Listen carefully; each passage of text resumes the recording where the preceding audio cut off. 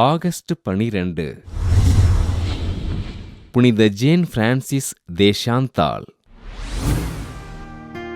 France நாட்டில் பார்கண்டி பகுதியில் வாழ்ந்த இறைபக்தி நிறைந்த குடும்பத்தில் கிபி 1572 ஆண்டு ஜனவரி மாதம் 28ஆம் நாள் பிறந்தார் ஜேன் பிரான்சிஸ் தே சாந்தால்.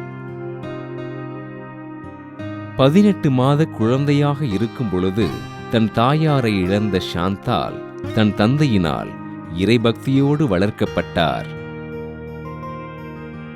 தன் 21வது வயதில் அரச குடும்பத்தை சேர்ந்த ஒருவரை திருமணம் செய்து கொண்ட இவர் 6 குழந்தைகளுக்கு தாயானார்.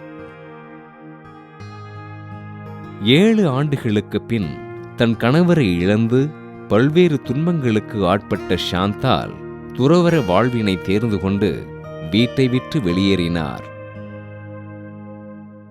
வீட்டை விட்டு வெளியேறுகின்ற போது சிறுவனான இவரது மகன், என் மீது அன்பு இல்லை என்றால் என்னை தாண்டிச் செல் என்று கண்ணீர் விட, உன் மீது எனக்கு அன்பு உண்டு, இருப்பினும் அதைவிட இறையன்பு பெரிது என்று கூறினார்.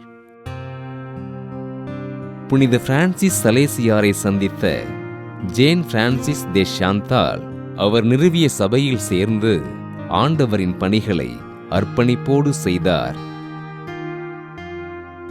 பெண்களுக்கான தனி துறவற சபையினை தொடங்கி ஏழை மக்கள் வாழ்வின் முன்னேற்றத்திற்காக இறைப்பணிகளை செய்த அருட்சகோதரி ஜேன் பிரான்சிஸ் தே சாந்தால் கிபி 1641ஆம் ஆண்டு ஆகஸ்ட் 12ஆம் நாள் விண்ணகமடைந்தார்.